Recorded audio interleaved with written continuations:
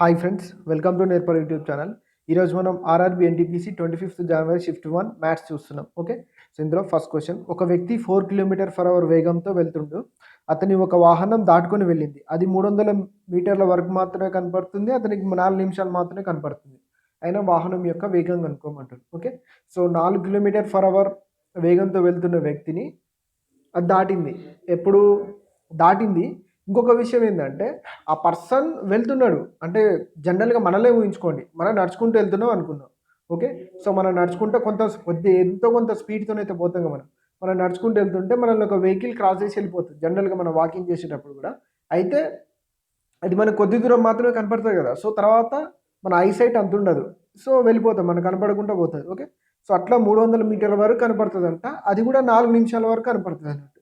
అయితే వాహనం యొక్క వేగం కనుక్కోమంటుండు. ఓకే, సో అంటే ఇక్కడ ఏముంటది? ఖచ్చితంగా అయితే రిలేటివ్ స్పీడ్ ఉంటదా? అంతే కదా. సో ఆ వాహనం యొక్క వేగం ఒక ఎక్స్ అనుకుందాం. ఓకే, సో ఎక్స్ ఇప్పుడు ఆ పర్సన్‌ని క్రాస్ చేసుకొని వెళ్ళిందంటే ఒకే దిశలో పోతున్నాయి కదా. సో రిలేటివ్ స్పీడ్ ఎంత ఉంటది? x-4 km/h. సో ఇది రిలేటివ్ స్పీడ్ ఉంటది. ఓకే, ఓకే, సో ఇదైతే మనందరికీ తెలిసిందే.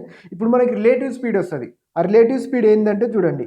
ఆ రిలేటివ్ స్పీడ్ ఎంతుంటది? 4 నిమిషాలలో 300 కిలోమీటర్లు పోతుంది. ఇది రిలేటివ్ స్పీడ్ అన్నట్టు. అంతే కదా, ఆ పర్సన్ దృష్టిలో. ఎందుకంటే ఆ పర్సన్ కూడా నడుస్తున్నాడు కదా. సో నడుస్తూనే క్రాస్ చేస్తుంది కాబట్టి ఇది రిలేటివ్ స్పీడ్. సాపేక్ష వేగం అంటాం మనం తెలుగులో. సో 4 నిమిషాల్లో 300 కిలోమీటర్లు ఉంటే, సో km/hలో చెప్పాలంటే 60 నిమిషాలు. ఒక గంటకు చెప్పొచ్చు కదా.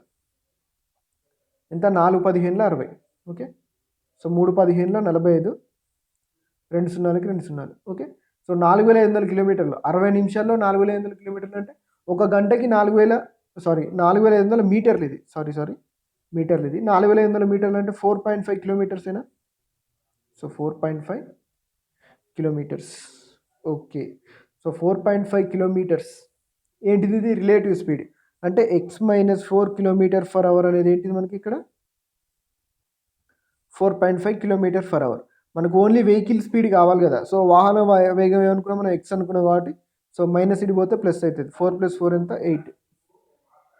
8.5 km/h అనేది మన ఆన్సర్ అవుతుంది. ఓకే, సో నెక్స్ట్ క్వశ్చన్, ఒక వస్తువుని కొంత ధరకు అమ్మడం ద్వారా 20% లాభం వస్తుంది. కొన్న వేలను రూ. 100 తగ్గించి అమ్మిన వేలను రూ. 100 తగ్గించిన లాభం 4% పెరుగుతుంది. అయినా కొన్న వేల ఎంత అంటుండు. ఓకే, సో ఒక వస్తువుని కొంత ధరకు అమ్మడం ద్వారా 20% లాభం వస్తుంది అంటుండు కదా. సో 20% మన ఫ్రాక్షన్లో ఏం రాసుకోవచ్చు? 20% ఏమైతే మనకి ఇక్కడ 1/5. సో ఎప్పుడైనా సరే మనకి బేస్ అనేది ఏమవుతుంది? కంప్లీట్ అంటే ఇది కొన్న వేలు అవుతుంది అన్నట్టు. ఓకే, సో ఇప్పుడు రూ. 5 కొంటే ₹1 లాభంతో అమ్మినట్టు. ఓకే, సో ఇప్పుడు కాస్ట్ ప్రైస్ ఏమైతే మనకి ఇక్కడ 5 అవుతుంది. సెల్లింగ్ ప్రైస్ ఏమవుతుంది? 6 అవుతుంది. అంతే కదా. సో ₹1 లాభంతో అమ్మిన. సో నేను 5x 6x అనుకుంటున్నాను. వీటి రేషియోస్ తీసుకుంటున్నా. ఓకే, సో చూడండి 5x/6x. ఇప్పుడు మనోడు ఏం చేసిండు? కొన్న వేలను ₹100 తగ్గించిండు. ఓకే, సో కాస్ట్ ప్రైస్ ₹100 తగ్గించింది. అమ్మిన వేలను ₹100 తగ్గించింది. ఇట్లా తగ్గించడం వల్ల లాభం 4% పెరుగుతుందంట. ఓకే, సో 4% అంటే ఇంతకుముందుకు 20 ఉంది. ఇంకొక 4% పెరుగుతుందంటే 24% అవుతుంది అన్నట్టు. ఓకే, సో లాభం.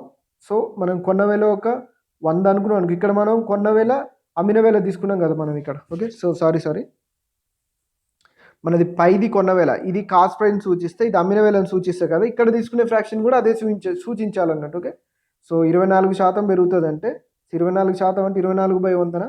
సో ఇది లాభం అన్నట్టు. లాభం 4% పెరుగుతుందంటే ఇంత ముందుకున్న 20కి ఇంకొక 4% పెరుగుద్ది అన్నట్టు. ఓకే, సో పర్సంటేజ్కి బై వచ్చింది కదా. చూడండి 4×25 100, 4×6 24.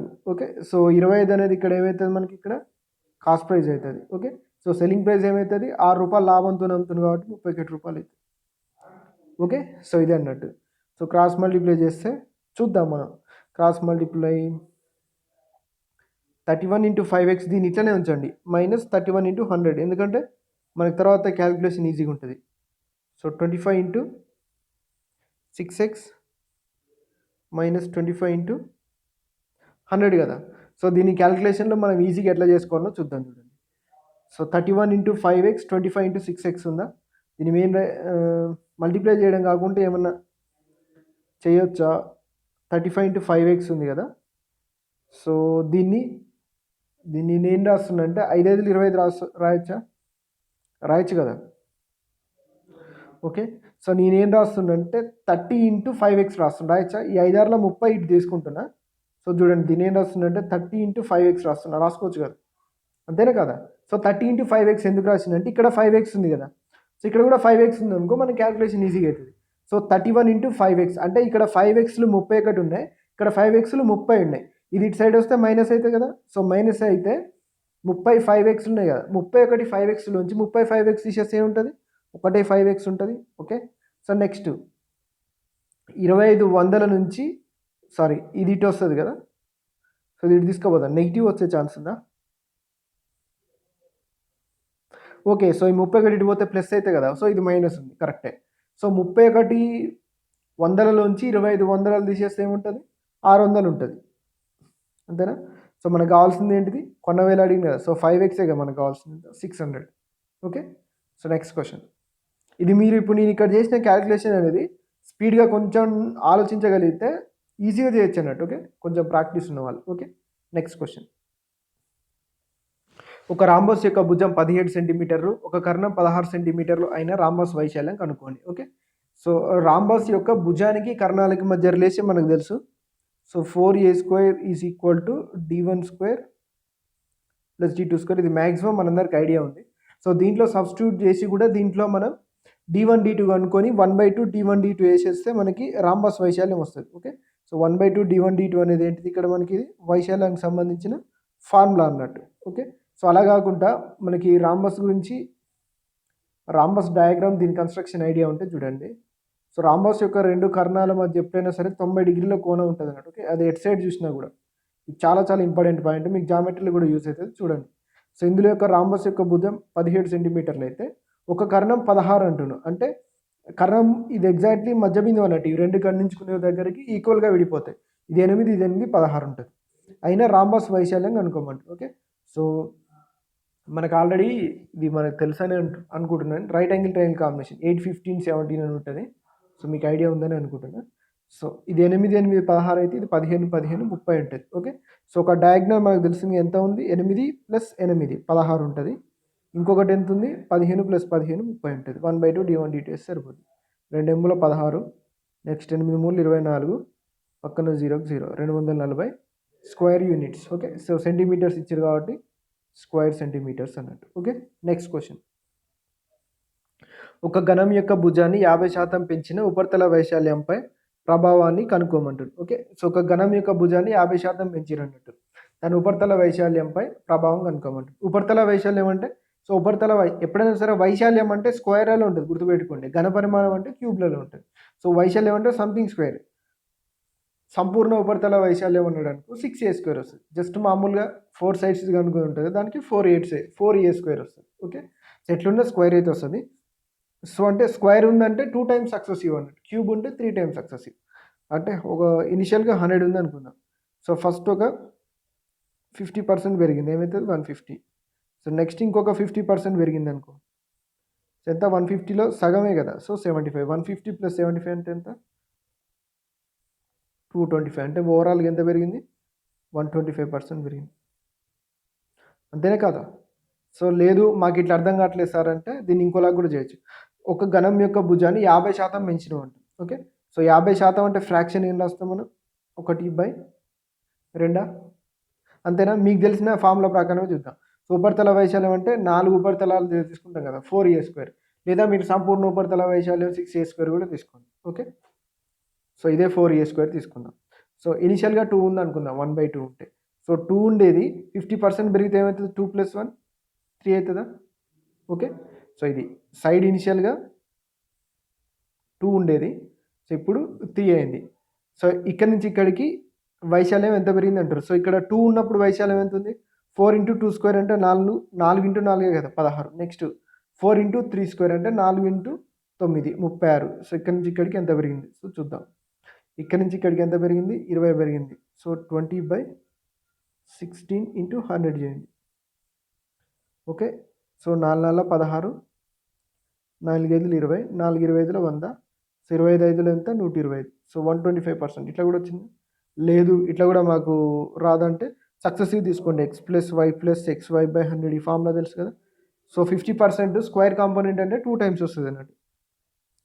50 plus 50 plus 50 into 50/100, 2 zeros cancel. 50 50 100 plus 5 5 25 ఎంత 125%. ఓకే. సో నెక్స్ట్ క్వశ్చన్ 10 12 14 16 18 20 26 28 యొక్క మీన్ సగటు కనుక్కోండి అంటాడు.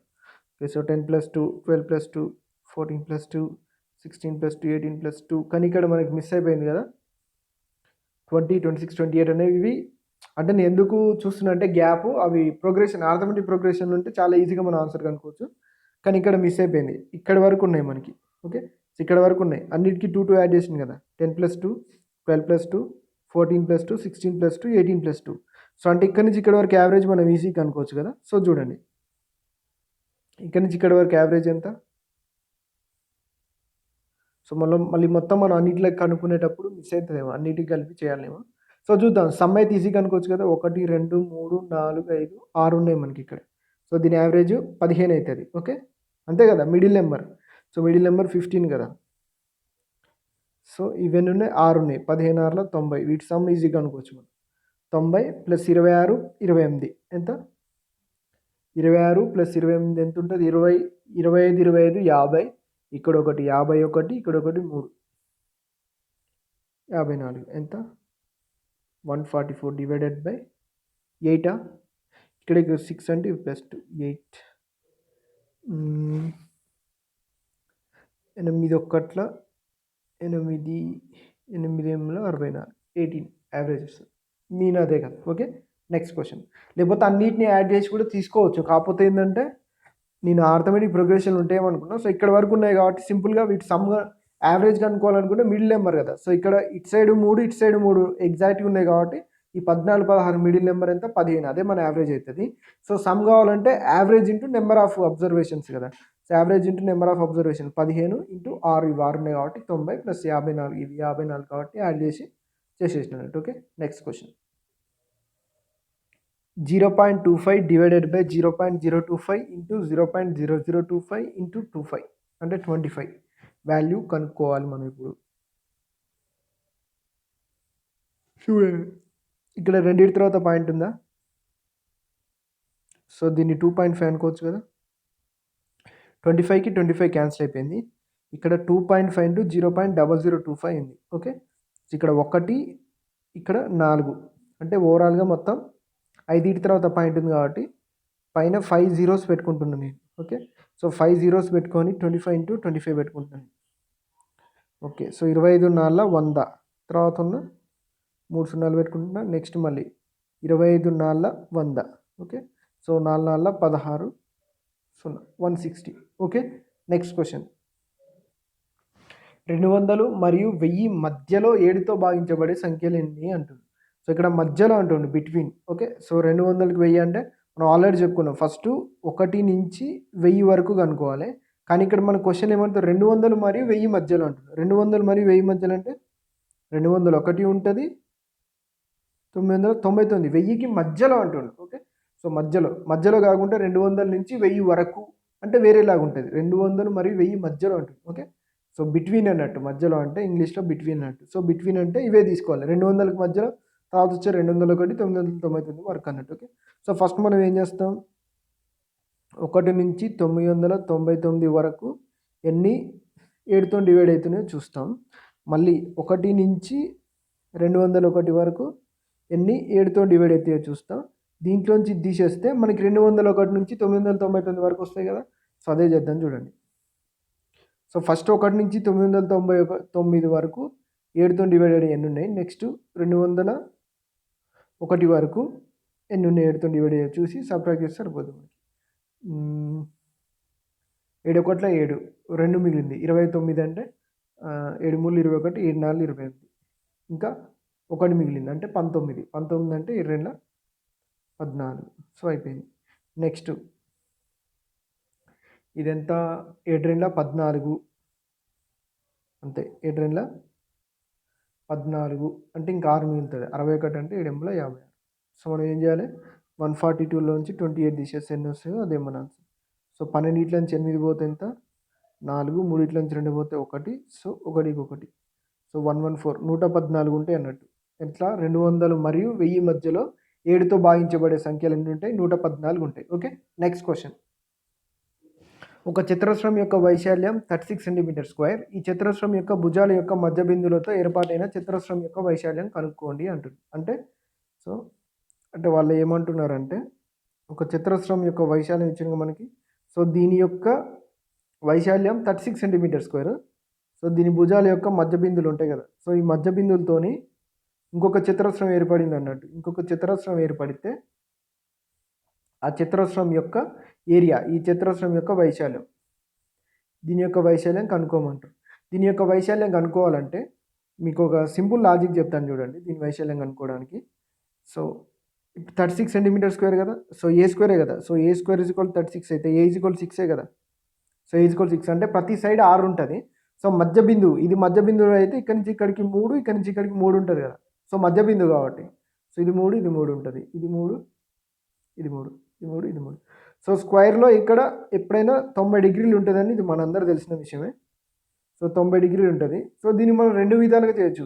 ఇది 3, ఇది 3 ఉంటే ఇదెంత ఉంటుంది మనకి ఇక్కడ. సో కర్ణం, రైట్ యాంగిల్ ట్రయాంగిల్ కర్ణం కనుక్కుంటాం కదా. అట్లా ఈ కర్ణం కనుక్కుంటే రూట్ వాల్యూ వస్తుంది కదా. సో దానికంటే మనం ఈజీగా మీకు ఒక చిన్న లాజిక్ చెప్తా చూడండి. ఇప్పుడు ఇవన్నీ సేమ్ ఒకే ఏరియా ఉన్న లంబకోణ త్రిభుజాలు కదా. అంటే ఇప్పుడు చూడండి 1, 2, 3, 4 ఈ మూడింటిది సేమ్ ఏరియా ఉంటుందా? అంటే లంబకోణ త్రిభుజాలు ఉన్నాయి చూడండి ఇక్కడ మనకి. ఓకే. ఈ లైన్స్ గీసినవి కాకుండా రిమైనింగ్ ఇక్కడ ఉన్నాయి చూడండి ఇవి. సో ఇవి లంబకోణ త్రిభుజాలు 4 ఉన్నాయా? అంటే 4 సేమ్ ఏరియా ఉన్నాయి కదా. సో అన్నిటికీ ఒకే ఏరియా ఉంటుంది కాబట్టి ఒకదాని ఏరియా ఎంత? హాఫ్ ఇంటూ బేస్ ఇంటూ హైటా, హాఫ్ ఇంటూ 3 ఇంటూ 3 ఎంత? మూలములో 9, 9/2 అంటే 4.5. సో ఇట్లా ఎన్ని ఉన్నాయి? 4 ఉన్నాయి. 4.54 అంటే 4 16 ప్లస్ 4 ఇంటూ 0.5, 4 5 20, పాయింట్ తర్వాత ఒకటి వస్తుంది కాబట్టి అది. ఓకే. సో 18 అంతేనా. 4.5 ఇంటూ 4 లేదా 4.5ని 4 టైమ్స్ అంటే 2 సార్లు డబుల్ చేయాలి. 4.5ని ఒకసారి డబుల్ చేస్తే ఎంత? 9. 9ని ఇంకోసారి డబుల్ చేస్తే ఎంత? 18. ఓకే. సో ఇది 18 వచ్చింది కదా. అంటే ఇప్పుడు ఈ 36లోంచి ఈ ఓవరాల్ స్క్వేర్ ఏరియాలోంచి 18 ఏరియా తీసేస్తే ఏమొస్తుంది? 18 వస్తుంది కదా. సో ఇదే దీని ఏరియా అవుతుంది. ఇంకా ఎగ్జాక్ట్గా చెప్పాలంటే ఎప్పుడైనా సరే మిడ్ పాయింట్స్తోనే ఒక స్క్వేర్ ఏర్పడిందంటే ఈ ఏరియాలో సగం ఉంటుంది అన్నట్టు. ఓకే. సో ఇది మీకు గుర్తుపెట్టుకోండి. ఇది డైరెక్ట్ కూడా చెప్పొచ్చు కానీ అందరికీ గుర్తుండదు కదా. సో కొంతమందికి ఇట్లా డైరెక్ట్ చేసిన అన్నట్లు ఉంటుంది కాబట్టి. సో ఇది కాకుండా ఇప్పుడు ఇది 3, 3 అయినప్పుడు కర్ణం ఏమవుతుంది? ఇది ప్లస్ ఇది అయితే కదా 3² + 3² ఏమవుతుంది? స్క్వేర్ రూట్ ఆఫ్ అది కూడా చెప్తా చూడండి. దీని వాల్యూ కర్ణం వాల్యూ ఏంటంటే రూట్ ఆఫ్ 9 + 9 అంటే √18 అవుతుంది. √18 అంటే 3√2 అవుతుంది అంతేనా. సో 1/√2 అవుతుంది. ఇది 3√2 అవుతుంది. సో 3√2 అంటే భుజం ఇప్పుడు 3√2 వచ్చిందా. సో భుజం 3√2 వస్తే ఏరియా ఏమవుతుంది? దానికి స్క్వేర్ అవుతుంది. ఎంత? 9 × 2. సో 9 × 2 = 18. అట్లయినా లేదు, ఎట్లా చేసినా కూడా ఆన్సర్ వచ్చేస్తుంది మనకి. ఇవన్నీ ప్రాసెస్లో మీరు ఏదో ఒకటి గుర్తుపెట్టుకొని ఖచ్చితంగా మీకు తెలవాల్సింది ఏంటంటే ఒక స్క్వేర్లో మిడ్ పాయింట్స్తోని మనం ఇంకొక స్క్వేర్ గీసినామంటే ఆ స్క్వేర్ ఏరియాలో సగం ఉంటుంది అంటారు మిడ్ పాయింట్స్తో గీసిన square area. Okay. Next question.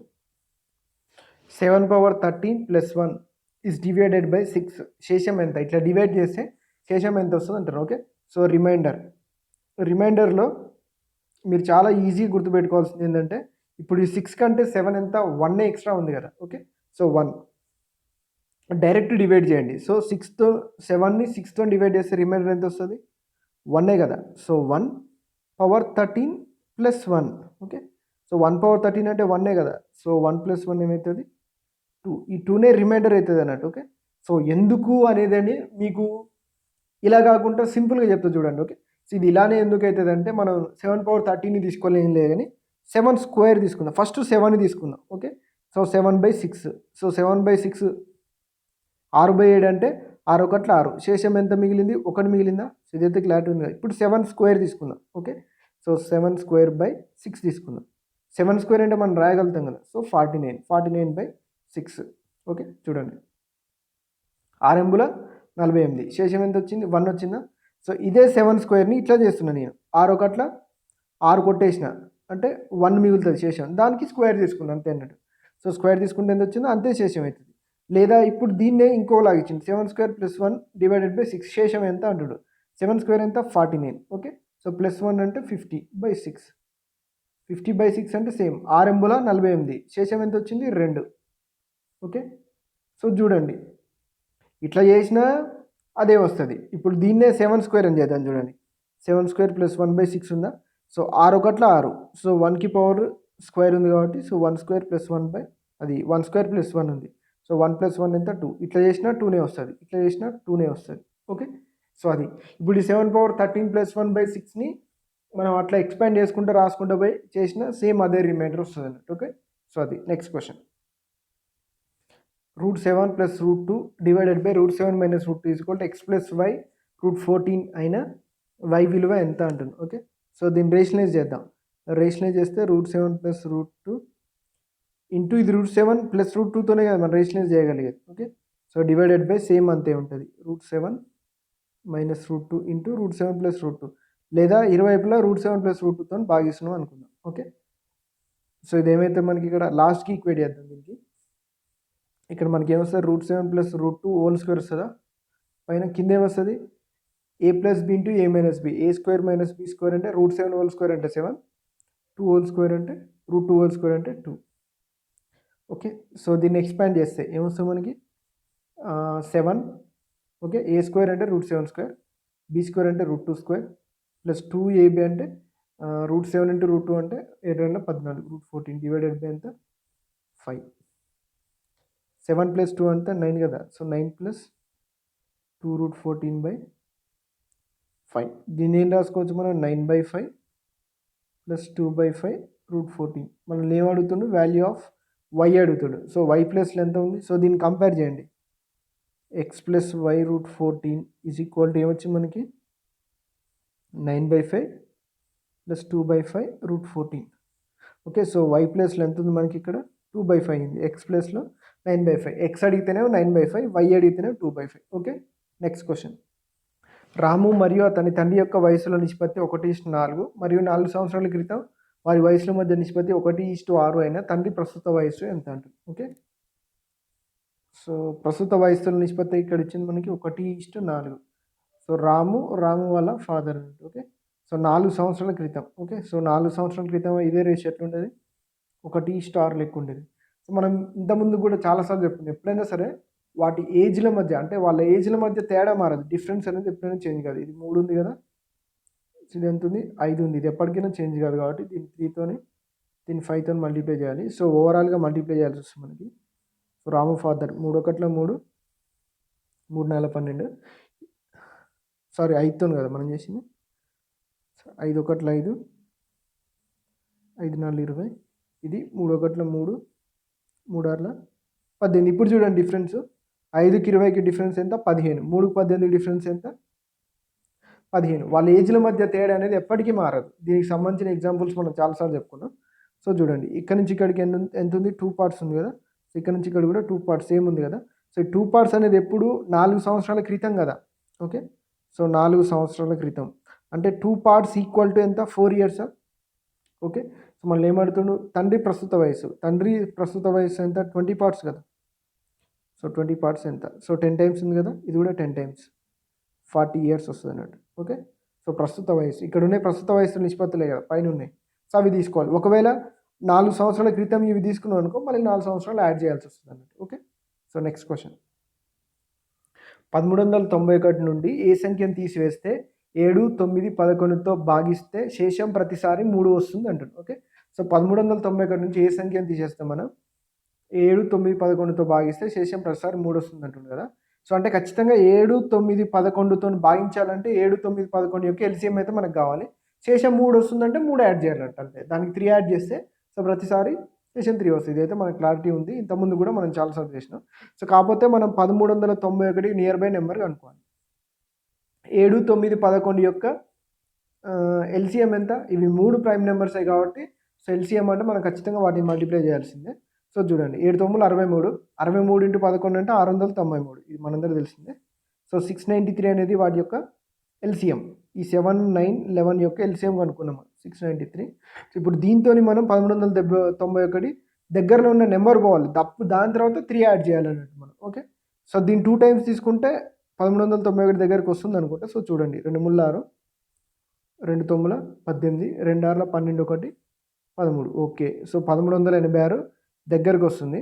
So 1391 నుండి ఏ సంఖ్యను తీసివేస్తే శేషం ప్రతిసారి 3 వస్తుంది అంటుంది కదా.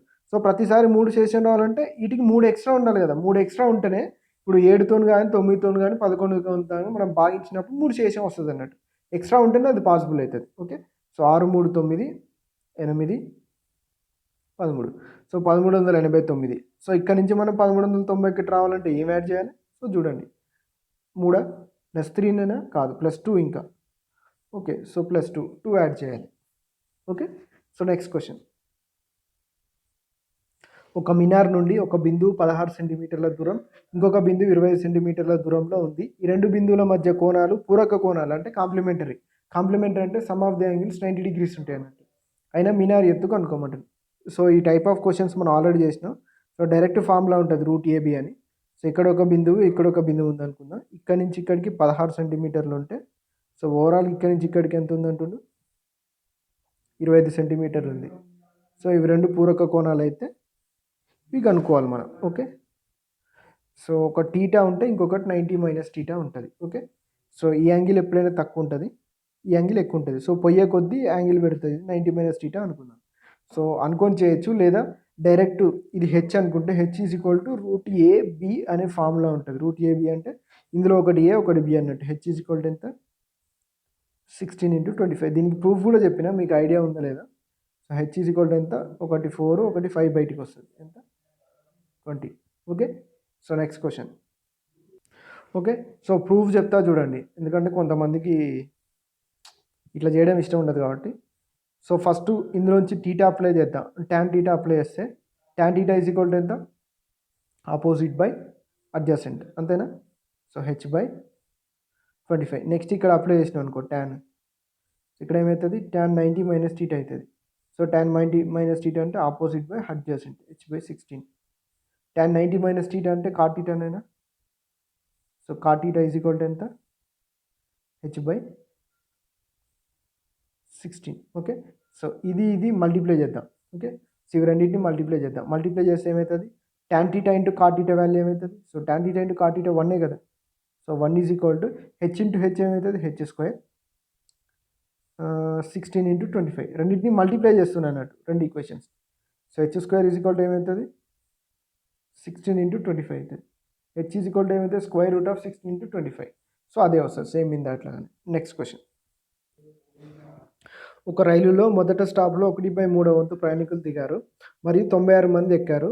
మళ్ళీ ఇందులో 1/2 వంతు దిగారు, మళ్ళీ 12 మంది ఎక్కారు. చివరిగా 248 ప్రయాణికులు ఉంటే స్టార్టింగ్లో ఎంతమంది ప్రయాణికులు ఉండేటోళ్ళు అంటారు. ఓకే, సో ఓకే, దీన్ని మనం ఎక్స్లో అయ్యి అనుకొని చేసేదానికంటే సింపుల్గా ఏం చేద్దామంటే, ఇప్పుడు చూడండి, ఇప్పుడు 12 మంది చివర ఏం చేద్దాం? 12 మంది ఎక్కిరు కదా. ఈ 12 మంది ఎక్కకపోతే, ఒకవేళ ఈ 12 మంది ఎక్కకపోతే 248లోంచి, ఇప్పుడు ఈ 12 మంది ఉండరు కదా 248లో. సో ఈ 12 మంది ఎక్కకపోతే ఈ 248లోంచి 12 పోతారు కదా. సో పోతే ఎంత ఉంటారు? ఈ 236 మంది ఉంటారు. ఈ 236లో సగం మంది దిగారు అంటారు. ఓకే, సో చూడండి, సగం మంది దిగిన తర్వాత 236 ఉన్నారు, అంతేనా? సో సగం మంది దిగిన తర్వాత 236 ఉన్నారంటే, సగం మంది దిగకపోతే, సో 200 డబుల్ చేస్తే 400, 32 డబుల్ చేస్తే 72. అంటే దీనికంటే ముందు 472 మంది ఉండేటోళ్ళు. సో 472 మంది ఉండేటోళ్ళు ఏమైందంటే, ఇప్పుడు 1/3 వంతు ప్రయాణికులు దిగారు, 96 మంది ఎక్కితే, సో 472 ఉందంటున్నారు, అంతేనా? సో ఇక్కడ దాకా వచ్చేసినాం మనం. 472 ఉందంటారు, 96 మంది ఎక్కలేదు అనుకుందాం. సో ఎక్కకపోతే ఎంత? 472లోంచి 96 తీసేయండి. సో 96 నుంచి 72 తీసేద్దాం, ఈజీగా వస్తుంది. సో 72, 96 రావాలంటే దీనికి ఎంత యాడ్ చేయాలి మనం? 8, 6, 14, 14 యాడ్ చేస్తే 86, 24 యాడ్ చేయాలి 96 రావాలంటే, అంతేనా? 24 యాడ్ చేయాలంటే మనం 400లోంచి 24 తీసేయాలి ఇప్పుడు మనం. సో 400లోంచి 24 తీసేస్తే ఎంత? 376 ఉంటుంది. Okay, so 376. ఈ 96 మంది కూడా ఎక్కకపోయారు అనుకో, ఎంతమంది ఉండేటోళ్ళు? 376 మంది ఉండేటోళ్ళు. ఈ 376 మంది ఎప్పుడు? మొదటి స్టాప్లో 1/3 వంతు దిగిరు అన్నట్టు. ఓకే, సో 1/3 వంతు దిగిన తర్వాత 376 ఉన్నారు. ఓకే, సో అంటే యాక్చువల్‌గా ఇది ఎంత 1/3 వంతు అంటే టోటల్‌గా 1 అనుకుంటే అందులో 1/3 వంతు దిగిన తర్వాత 376 అంటే సో 2/3 వంతు ఎంత 376 అయితే సో ఎప్పుడైనా ఫ్రాక్షన్‌లో కింద ఉండేది టోటల్ అని చెప్పుకున్నాం మనం. 2 అనేది ఇంత అయితే 2 ఒకట్ల 2, 2 ఎనిమిదిల 16, 2 ఎనిమిదిల 16 ఇది కూడా ఇంటూ 188 టైమ్స్ ఉంటది. 18 మూడులు ఎంత 54, 8 మూడులు 24 సో ఎంత 564 మంది. ఓకే. సో దీనికి ఇంతకంటే బెస్ట్ మెథడ్ అయితే ఏముండదు. సో ఈ మెథడ్ బాగుంటది. మీకు ఇంకా ఇంకొంచెం ఇన్ఫర్మేషన్ పెద్దగా ఇచ్చినా కూడా సేమ్ ఇదే మెథడ్ రివర్స్‌లో ఫాలో అయిపోండి ఈజీగా వచ్చేస్తది. ఒకవేళ మీరు ఎక్స్‌లో అనుకోని స్టార్ట్ అయ్యారనుకోండి ఈ క్వెషన్ సాల్వ్ చేయలేం. Next question. Okay. So thank you. Thanks for watching. Remaining questions మనం నెక్స్ట్ రిమైనింగ్ ఏం లేదు. మాక్సిమం అన్ని క్వెషన్స్ కవర్ చేసినాం. సో ఇంకా మీకు ఎవరికన్నా CBT 2 ప్రిపేర్ అవుతూ కిరణ్ ప్రకాశం బుక్ కావాలనుకుంటే మాత్రం 9849169471కి వాట్సాప్ చేయండి. సో థ్యాంక్ యూ అండ్ అందరికీ ఇంకా ఎగ్జామ్ రాయబోయే వాళ్ళందరికీ ఆల్ ది బెస్ట్.